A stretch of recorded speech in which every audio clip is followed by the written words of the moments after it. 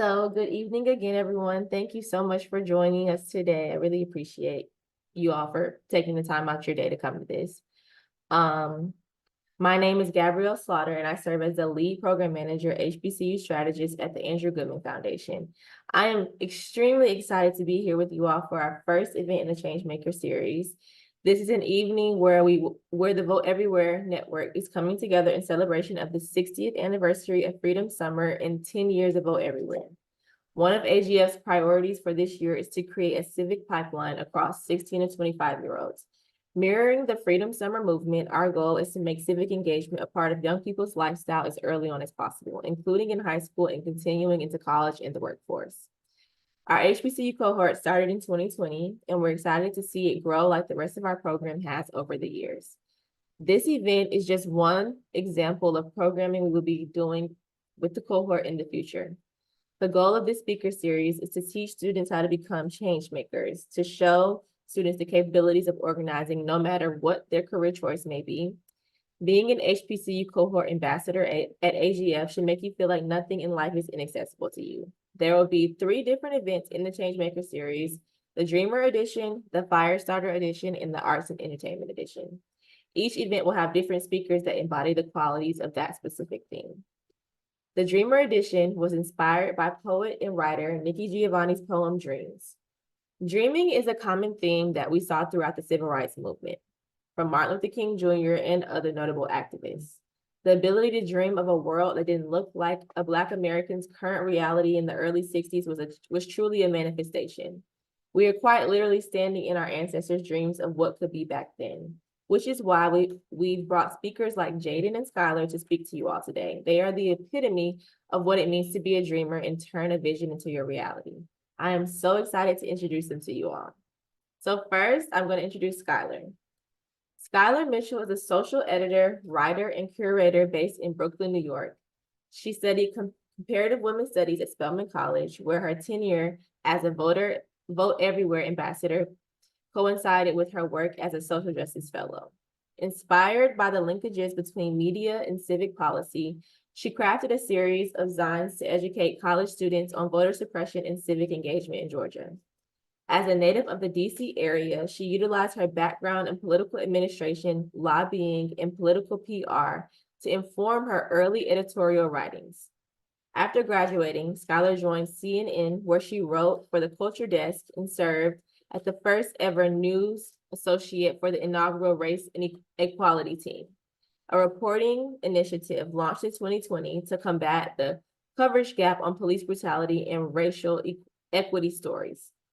After leaving CNN in 2022, Skylar completed her master's in global thought from Columbia University, submitting her thesis on public media within the context of the late staging oligopoly media landscape.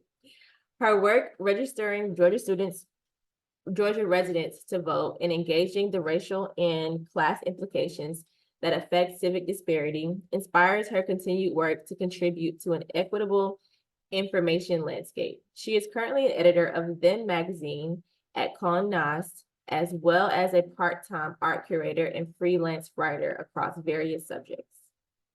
Welcome, Skylar, and thank you so much for joining us today.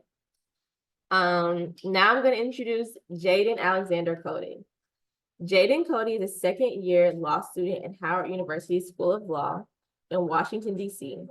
He is a class of 2022 graduate of Morehouse College, where he obtained his Bachelor of Arts in Economics.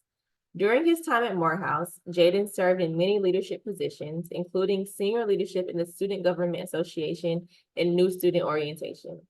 As a law student, Jaden has found himself occupied with his schoolwork, framing a course of study around corporate and transactional law, and with community service projects outside of the classroom and in the Washington, D.C. community. Jaden has a passion for leadership and service, both of which are self-described to be the impetus of his being.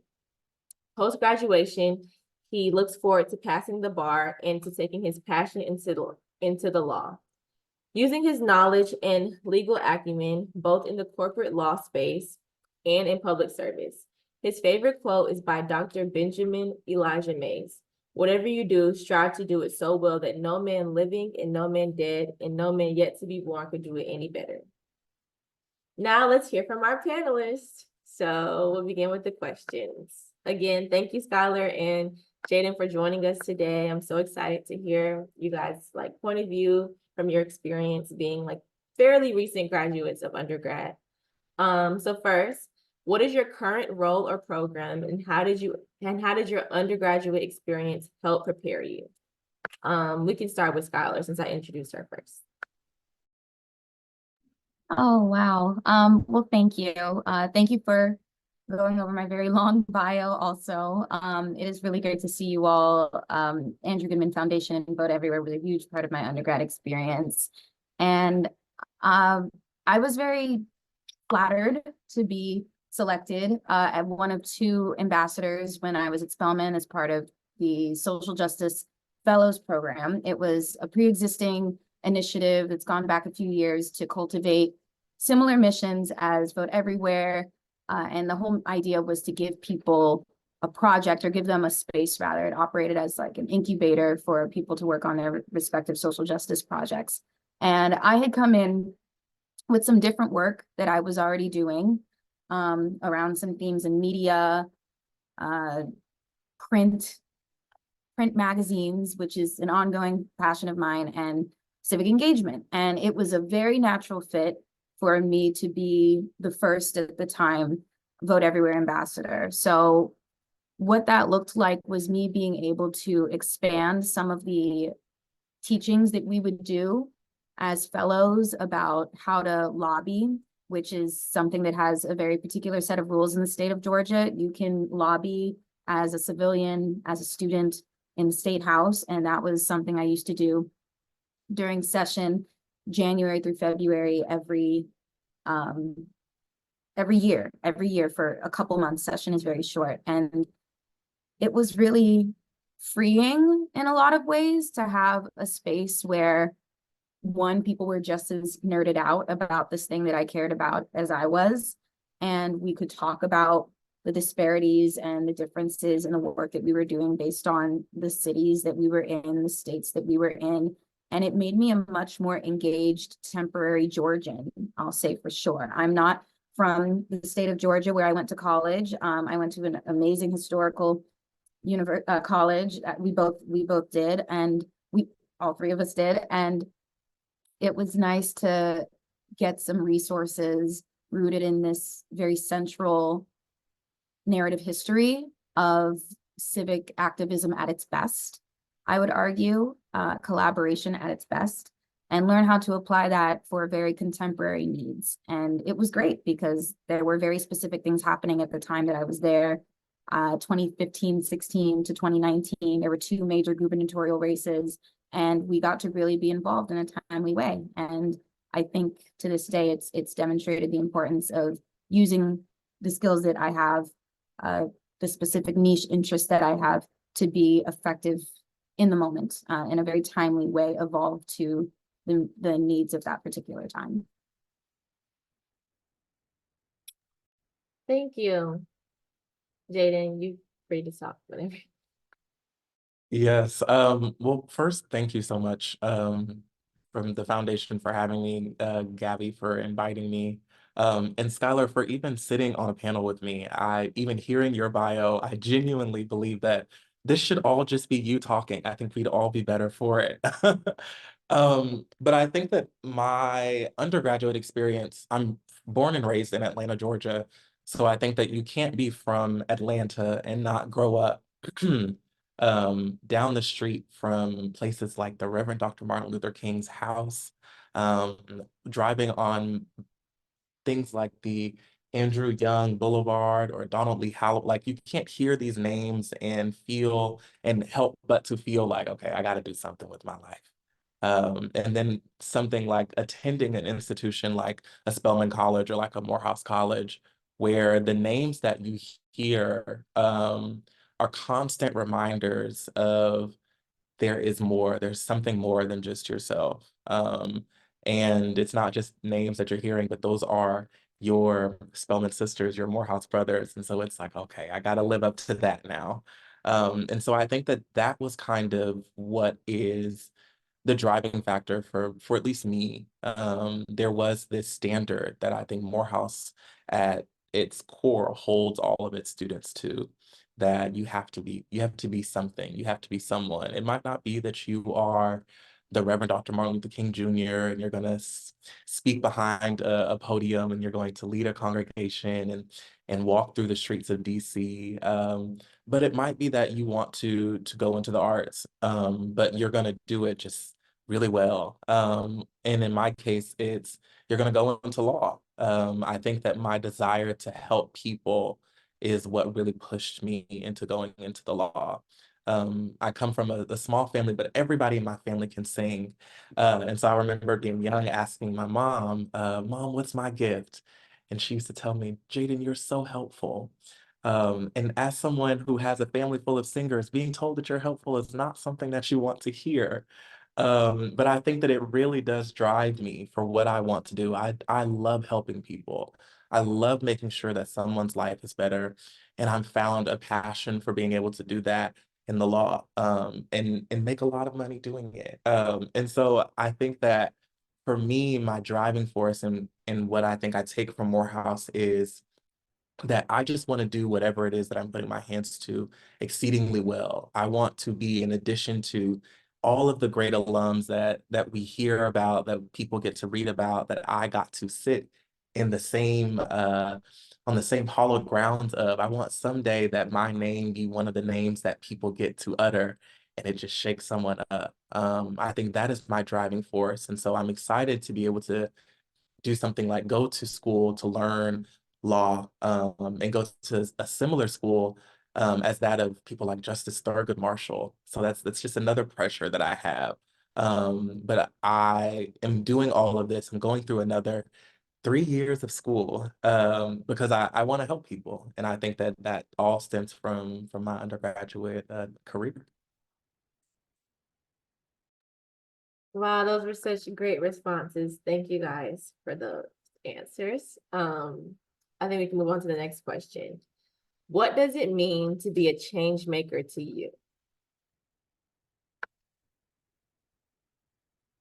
Well, I would say my views on this have changed a lot, especially since I've graduated from undergrad. You know, I was a very typical or maybe traditionally trained and traditionally informed liberal organizer and political semi-professional student professional for a very long time. I grew up adhering to and participating in very happily a lot of institutions of traditional bureaucratic power when it comes to our system as it exists, the bipartisan system, and especially in the nation's capital. Like, I was very much enthralled and fascinated by and excited to work in a environment that I got to observe growing up as a child. I think that was a very unique privilege. I got to see our federal system up close. I got to intern for representatives very early. That's something you can do as a high schooler, for some representatives' offices and some senators' offices. And even after that, when I pivoted to media, I was still very much working in these very normative channels of how politics works, how politics moves. And I am still very much a supporter of those spaces. We need things to happen institutionally, but I very much reject the idea that a change maker now has to adhere to some pre-taught structure. There are so many infinite ways to be a good citizen. There's so many infinite ways to be someone who gives back to your community. That is something that I really liked about the Andrew Goodman Foundation and Vote Everywhere at large, because it's just about getting people to care about something. I think it's something I hold on to a lot more now as a young adult. You know, a lot of the things that I anticipated for my life have happened very differently. I work in, media the way I wanted to. I get to do a lot of the artistic creative work I've always wanted to, but I don't have the same interest in affecting change in the channels that I once wanted to. And I am grateful for the fact that I had a lot of opportunities to do so for a time until I realized I wanted to do something else. You know, we've grown up, if we're young here, if anyone here is under 30, we've seen a lot of seismic societal shifts just in our short lives. We've seen major recessions, we've seen a pandemic, we've seen a mind-boggling election, and increasingly we're seeing rhetoric at a national scale that, in my opinion, veers more and more towards a very dangerous, divisive direction. So I think that being aware of your surroundings, challenging spaces where you know people are being punched down on, where the most vulnerable people among us are not protected, where bad actors are confusing our notion of the truth. I think that those are maybe the ways that I care the most about being a change maker, and the ways that I would encourage other people to do so. And you can do that in so many thousands of ways. And I would be remiss to try to give somebody advice. I'm very lucky to sit in different seats of that. So I encourage everyone to use their life experiences to find their own way to do that. I don't know that I have anything different or better than what Skylar said, because I think that was exactly what I was thinking, honestly. What I will say is, I think that the advent of things like social media provide a great avenue for people to be change makers in their own right, in their own way. One of the things that I love about my generation is that we kind of have charted our own path to every avenue, every space. There has been a disruption of what it has to look like in order for you to be a doctor, a lawyer, in order for you to be hopefully one day president of the United States. And so I think that I am always excited for people to prove wrong what it has to be, what quote unquote you have to do in order to get to next. But I think as far as being a change maker, it's about what matters to you, and you using whatever matters to you to affect that change.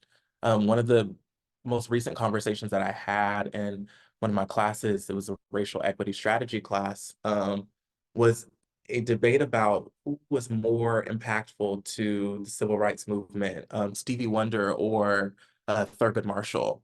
And I think that for me, I went into the conversation as someone who genuinely reveres Thurgood Marshall as a human, but also as a practitioner of law. Oh, it was Thurgood Marshall.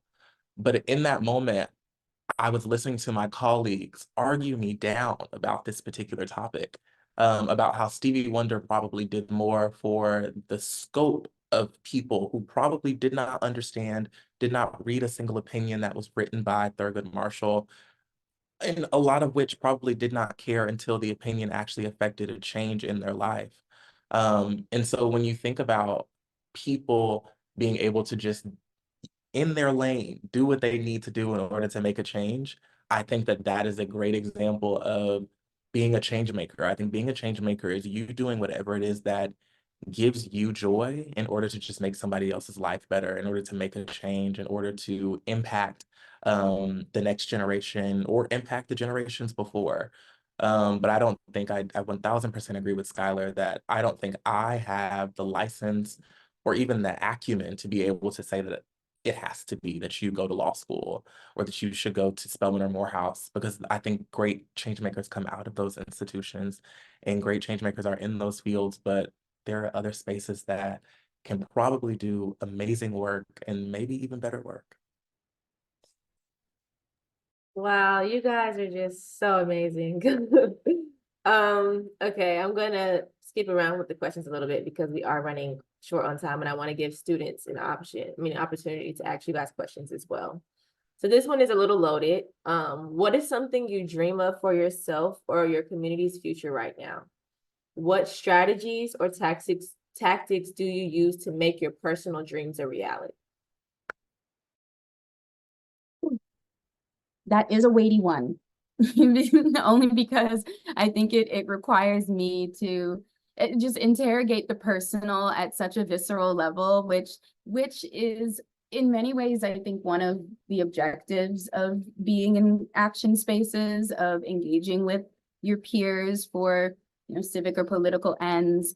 I think that we have all heard the line, the personal is political. That is the praxis by which I go about all of my interests, including the ones that might not feel overtly connected to political action, to legislative outcomes, but all of these things are connected. And that connectivity is something that I always want to feel involved in. I think it's what allows for my interdisciplinary career.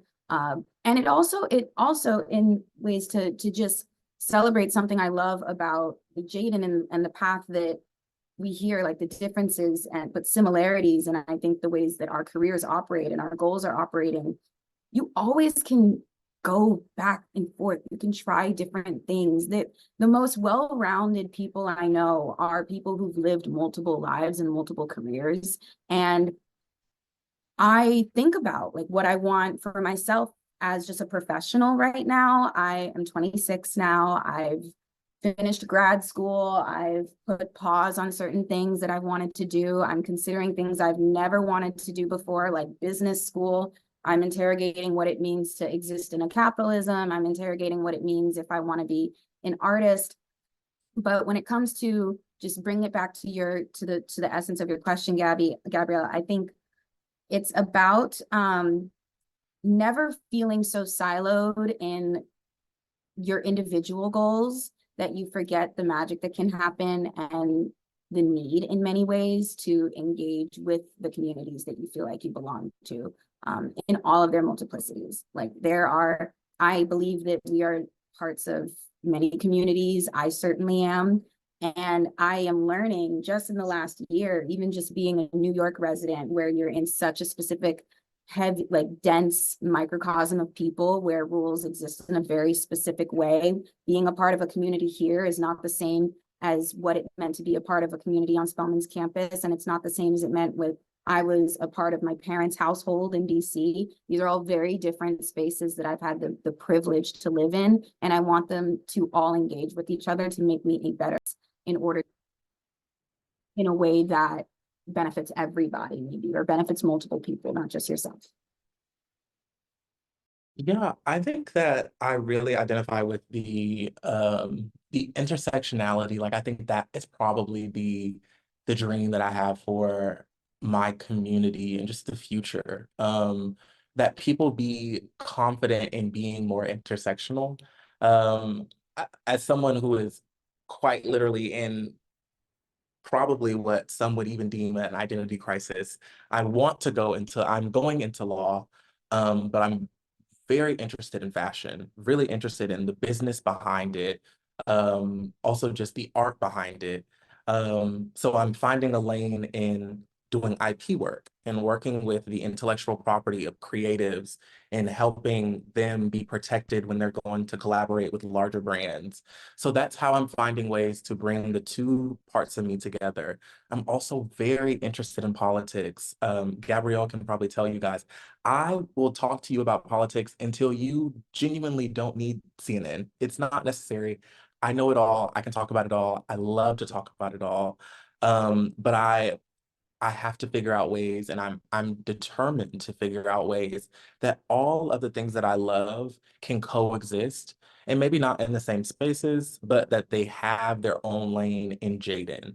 And I think that's something that I dream of, that I not have to give up any part of me in order to make money doing my job or get life fulfillment out of my job. I think that that's something that I've heard so many times I'm really big on listening to people. I know I'm not the smartest person in any room. So I enjoy listening to people, specifically wisdom.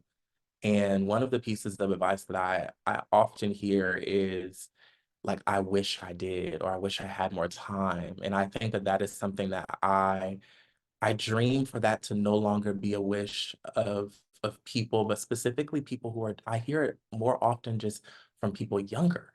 Like it gets younger as I get older, of people saying like, I can't do this, or I don't want to do this because I have to do this. And so I think that I am excited And I dream of my community, and right now I'm speaking of younger people being able to vacillate between spaces, and finding some type of balance and equilibrium between what they really love, what maybe they are getting their degree in, what maybe is bringing them income, and then what is maybe something that they just want to try. It may not be something that they are really passionate about, but they want to give it a try. I'm excited to see a space and a time and a society that welcomes people, um, doing things, just trying different things and being multifaceted, not having to be just so siloed into one part of themselves, for the sake of maybe making more money or being more acceptable to whomever acceptable you have to be too. So I think that's something that I am currently, I'm going to steal your word, Skylar, because I loved it, interrogating in myself of how I can be all of the parts of me and how I can ensure that I'm not giving up anything just because I can't do it right now or there's no space for me to do it. But if I'm going to put something down, it is truly because I don't have space to do it right now. But it's not because there's anyone outside of myself who's making that decision. That was such a, like, that answer gave me so much hope. Just, I loved hearing you engage that. Just want to say. These are amazing conversations and answers. I know we're all floored. And I am just gonna transition us to letting other folks ask questions since we have about 10 minutes left. So if any of the students in particular on here, but anyone, if anyone has any questions for Jaden and Skylar, please feel free to come off mute or throw them in the chat.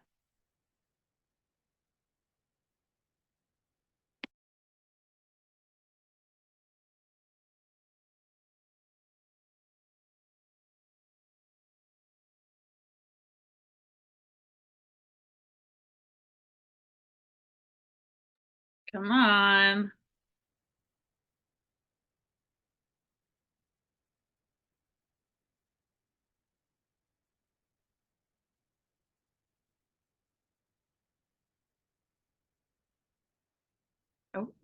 Oh, great. We got one in the chat. What would you say is the moment you found your why? That's a great one. Thank you, Rio.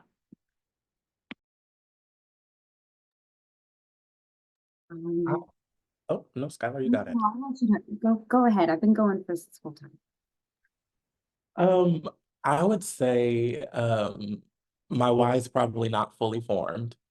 It's probably not even a half formed yet. But I think that's why, ironically, it is my why. Um, I I think what drives me currently is very different than what used to drive me. I think I used to be driven by proving people wrong.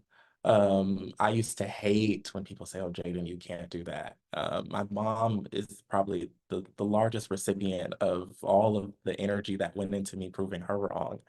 Um, I think that changed though when I got to a point where I was like, I mean, people are just gonna think whatever they want to think, but that shouldn't drive me. I found a portion of my why when I think I did a bit more introspective work about what fueled me, what I really enjoyed doing. Um, when you get to a point where you are, um, and it sounds so cliche, but there are some things that you will do in your life that do not feel like work, that genuinely feel like I may be tired, but I am fine getting up and doing this again. And I think that for me, that is, like I said, that's sometimes doing community service. That is sometimes, if it is talking about politics and it is someone who really needs to learn about why Congress keeps shutting down every what feels like 5 days, I can talk about it. But I genuinely get refueled um, by doing that, by engaging in those conversations, by having someone ask me, Okay, but are we sure that the Speaker of the House is really necessary? And me having to talk to them about, well, yes, constitutionally it is, and let's go into why the Constitution even matters. So I think that my why currently, even in its probably infancy stage, is I enjoy still helping people, and I enjoy imparting whatever knowledge that I have, whatever skills that I have, whatever energy that I may have, whatever resource that Jaden can currently expend in making someone's life better. So I think that my why at its core is rooted in service, rooted in just how can I help? How can I help? What can I do? What do I need to do to help you? And I'm honestly excited to see that evolve, because I think I'm learning now that um, help looks different for a lot of people. Some people, and I feel like in undergrad, it looked like always being present, always being willing to give a hand. But as I get older and as I'm now distanced from some of my friends, sometimes it is Jaden, I just need you to send me a scripture that works for you, or just send me a song that got you through. Or what is your workout playlist? What's your workout? So that way I can get back to where I need to be. Um, and then some people, can you look over my resume because I'm about to apply to law school? And so I think that it is just meeting people wherever they need your help for me, and then being able to service whatever they need at that moment, in the way that you're also able to service them, because it might not always be that you can service and you can give in the way that they need it. Sometimes you have to tell them, hey, I am able to do this. Maybe tomorrow I will be able to do that. I think that's how my why has grown from just wanting to always help, help, help, help, help, to being able to help in ways that people need it, but also that I'm able to give.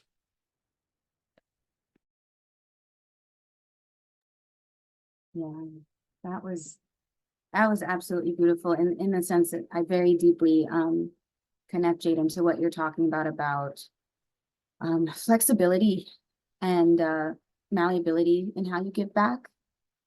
I hope that something in me is naturally inclined towards helping others, teaching, giving back. That was something that it always drove me from when I started at Spelman. I wanted to share the things that I recognized. Sorry, you all, for the background. I'm still on somewhat getting Slack notifications. I thought I turned them off, but I knew I like the feeling of feeling like I'm helping somebody. I like feeling useful. I think at just me, how I'm made, it is something that gives me endorphins and gives me dopamine. And I did enjoy maximizing that, just talking about myself. It was interrogating the need for that, interrogating my reasons for wanting to help and why. At the time, as a college student, still very much frontal lobe, not even fully formed, I found that I liked helping in ways that don't feel heavy, in ways that don't put me in situations where I feel out of my depth.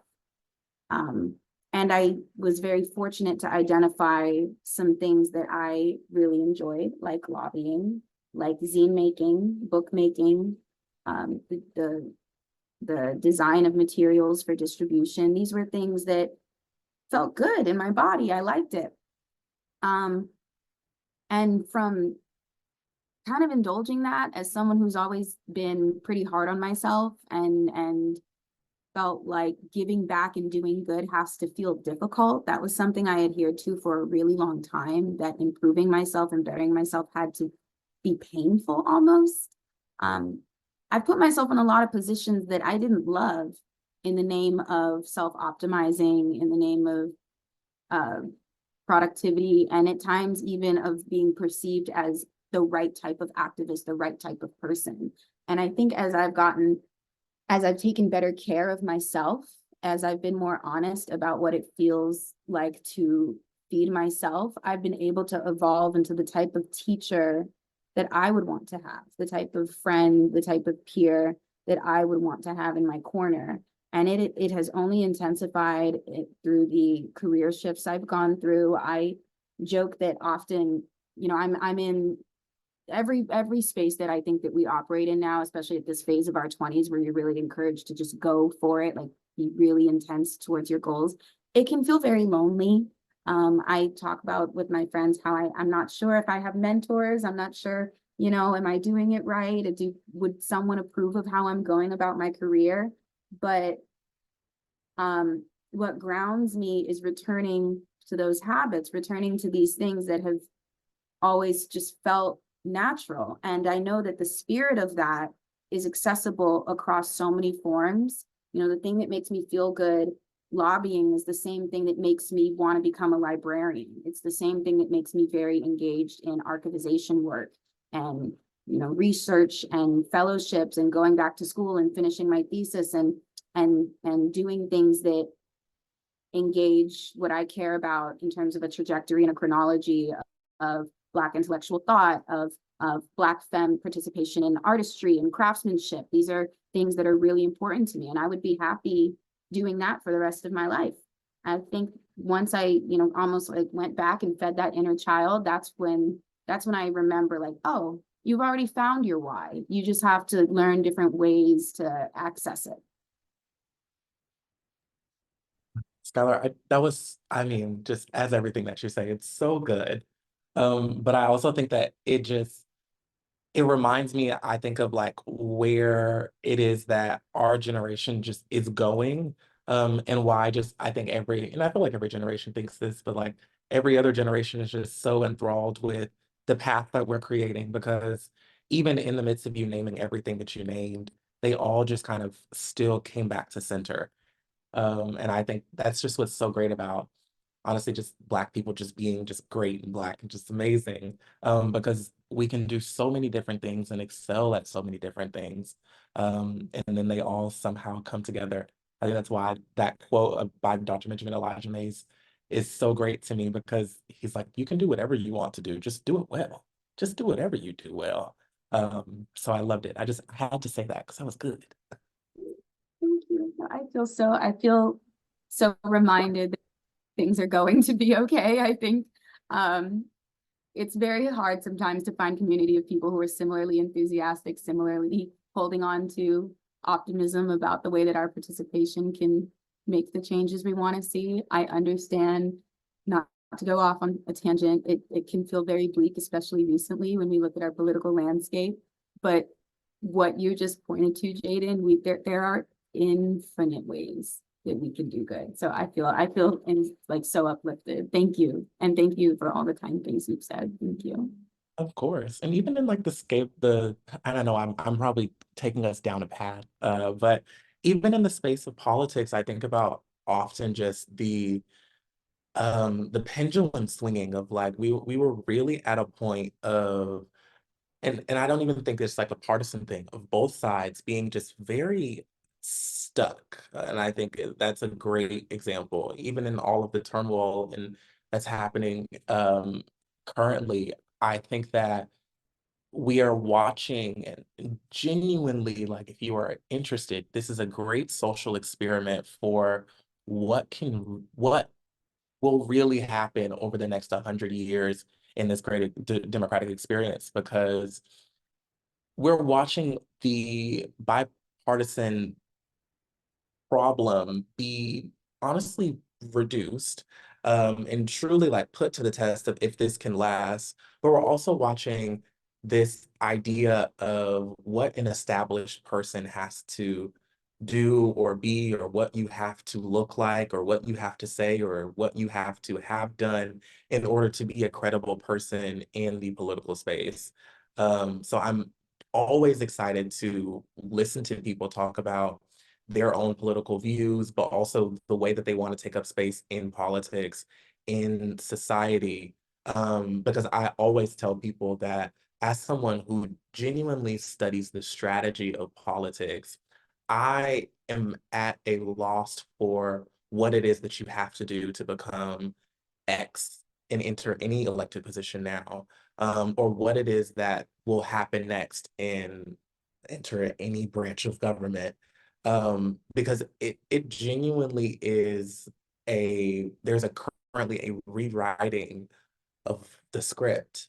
And so I'm always excited to hear people who do not take up traditional spaces in politics, but who have a genuine passion for the work, discuss how they still are interested in impacting the space.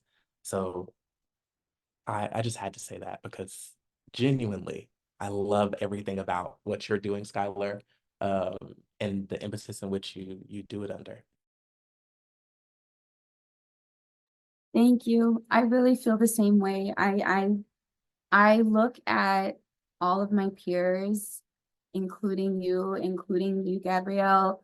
And I see I'm a little bit like I'm heartwarmed when I think about versions of myself that I've wanted to explore or that I've wondered if I'm in the right fit for, and you remember like this world is so vast and filled with so many incredible minds and so much talent, and we're all blessed in so many different ways.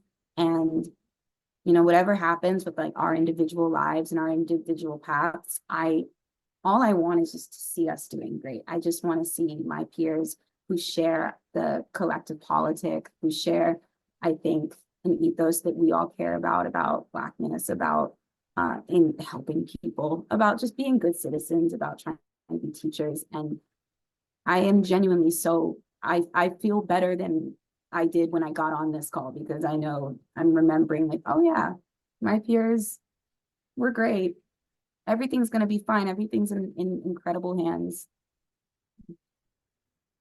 Wow, thank you guys so much. Like, this was definitely a very inspiring panel. I think I'm extremely inspired. I feel like everyone else on the call is inspired as well. What I love most is like you, Skylar, and you, Jaden, being able to like develop a relationship from this. And I'm so interested to see you guys' journeys from here and to see what you guys do. And I just can't wait to see how great. I mean, you guys are already great, but this is just like preparation for even bigger stages you'll be speaking on in the future. I know it. So thank you so much for devoting this hour of your life to speak to it with us and inspire us. And I can't say how much I appreciate you guys for taking the time out to be here. Thank you so much. And we're gonna wrap it up because I want you guys to be able to have the rest of your evening. But I do want to let you guys know that the next Changemaker series will be the Firestarter edition on Wednesday, March 20th, 2024 at 6 p.m. East via Zoom. We look forward to seeing you there, and thank you for joining us tonight. I hope that everyone enjoyed the panel and you were able to take something away from it and from the trivia. So yes, have a good rest of your night. And thank you guys again. Thank you so much.